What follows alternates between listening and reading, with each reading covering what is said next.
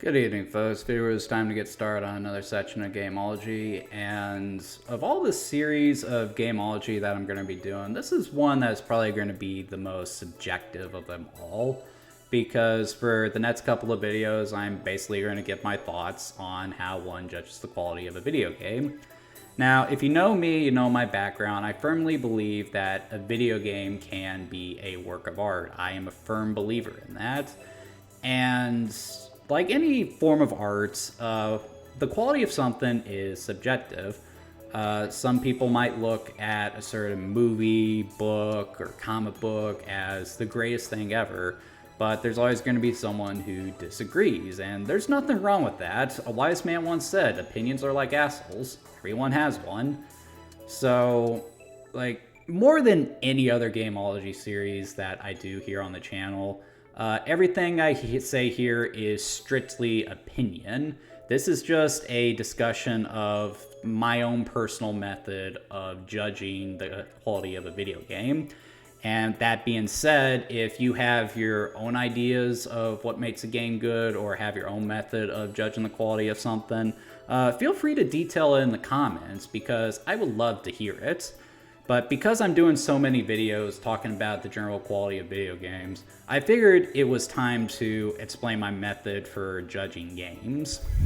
And how I typically do that is I look at 5 key points in the game's design. And those points are the story, the presentation, the gameplay, the difficulty, and the content. And what's important to note about all of this is that I do not look at these sections in isolation. While I will give them individual scores, rating them on a scale of 1 to 10, how I get the final score for the game is dependent on how all these sections come together. So what I'll do is I'll look at each one of the sections, I'll rate it on a scale of 1 to 10, and then I'll take all 5 of those scores, add them together and times it by 2, and that will give me a score of, 1 to 100. So, for example, if a game has a bad story, but really good graphics, really good gameplay, really good content, and balanced difficulty, I will still rate it pretty highly. In order for a game to get a really low score, it has to fail in just about every aspect. So keep that in mind as I explain to you how I look at all these different aspects.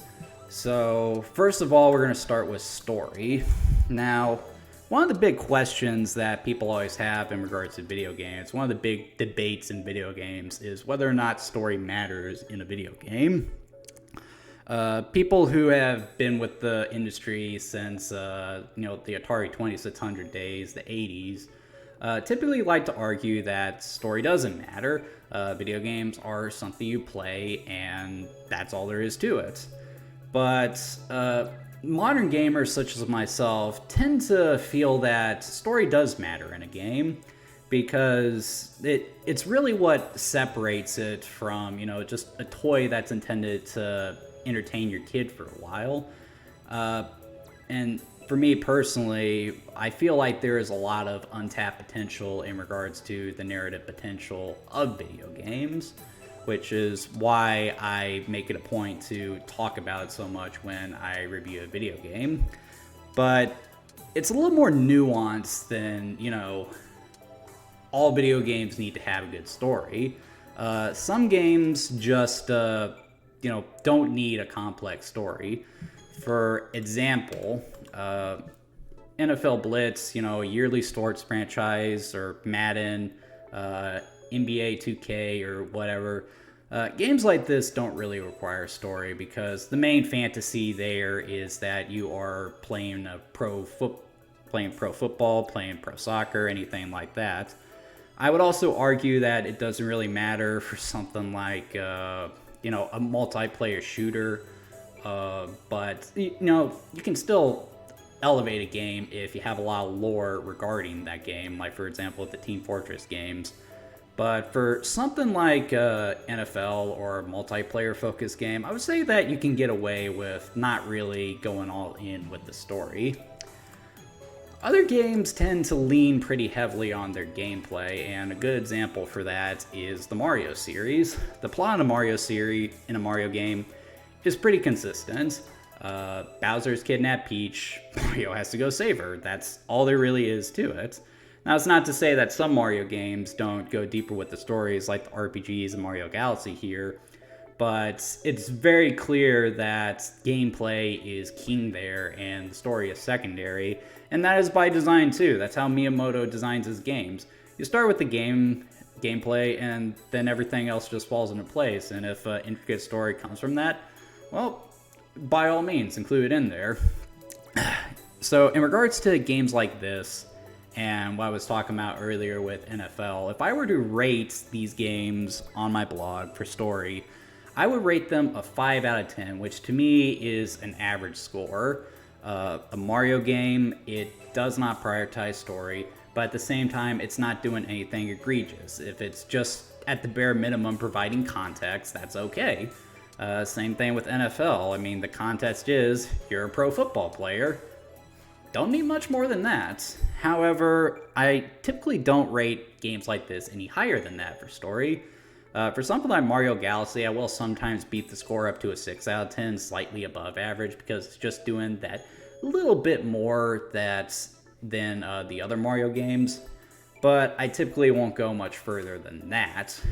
I do feel like if a game does have a really intricate story, a really good story, it can elevate the experience a great deal.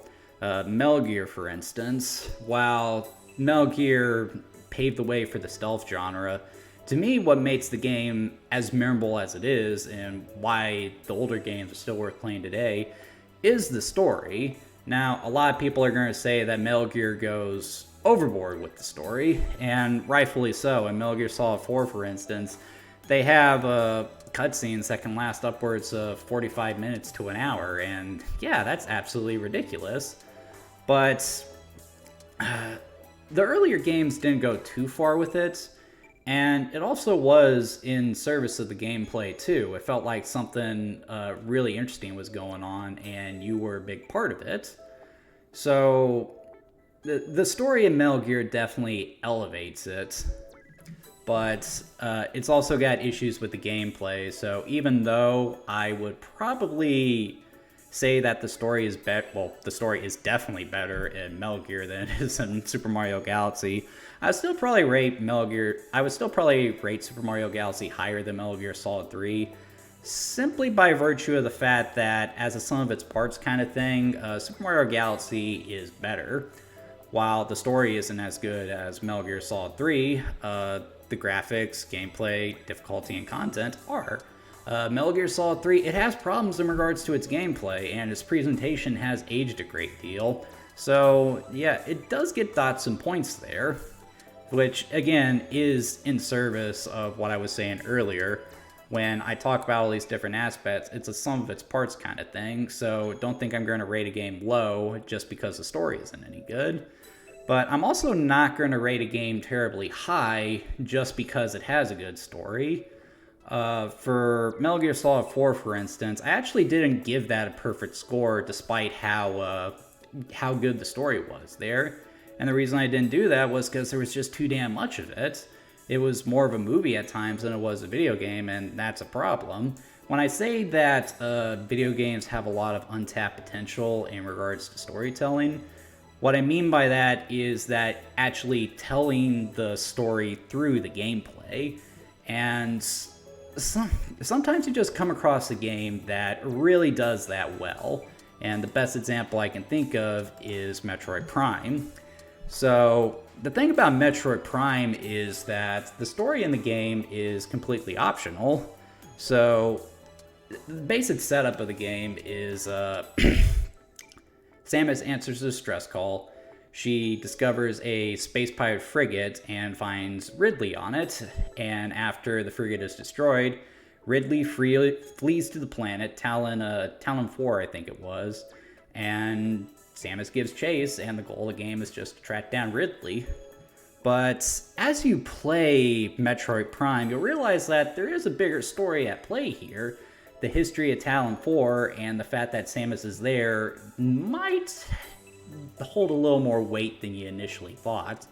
And what's beautiful about the story in Metroid Prime is that it's completely optional. It's there for players who want to, explore everything the game has to offer.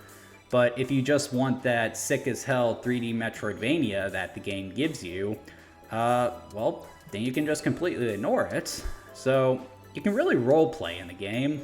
You can either be the Samus that is just fixated on finding Ridley and doesn't really care about anything else that's going on Talon 4, or you can be the explorer. So that's what I mean by actually incorporating the narrative into the gameplay.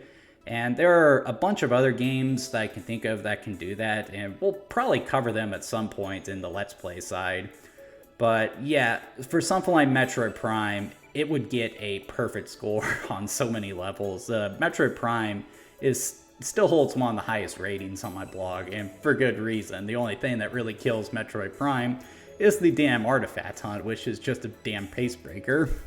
So with all this in mind, some of you might be wondering, when do I rate a game lower than 5 out of 10? Because you guys know what can push a basic score like 5 out of 10 to a 10 out of 10, but what can bring it lower? And the answer to that is very simple.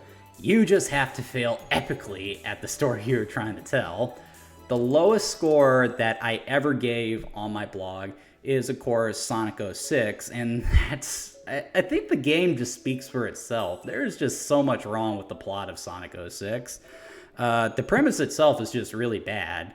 The characters are poorly written. There's tons of plot holes. It's horribly paced.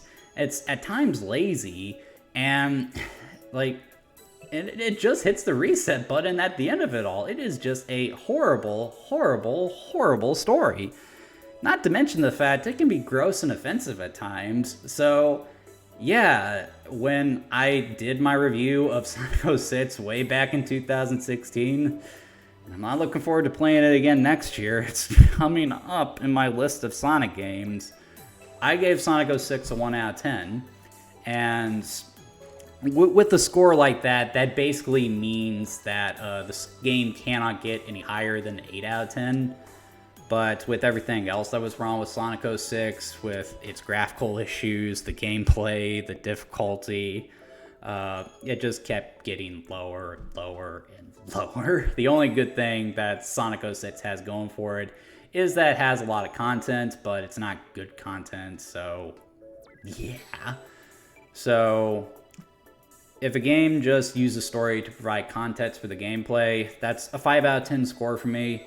If it tries harder with the story and actually manages to get it across primarily through gameplay rather than cutscenes, I will tend to rate that more towards 10 out of 10. But if a game just fails to tell its story and goes so poorly that it's bad and offensive, I will typically rate it much, much, much lower. So that's how I judge story in video games. And as I said, we're going to go through the other aspects. So next time, we're going to talk about presentation, which is going to focus primarily on graphics and sound. So I'll see you guys then.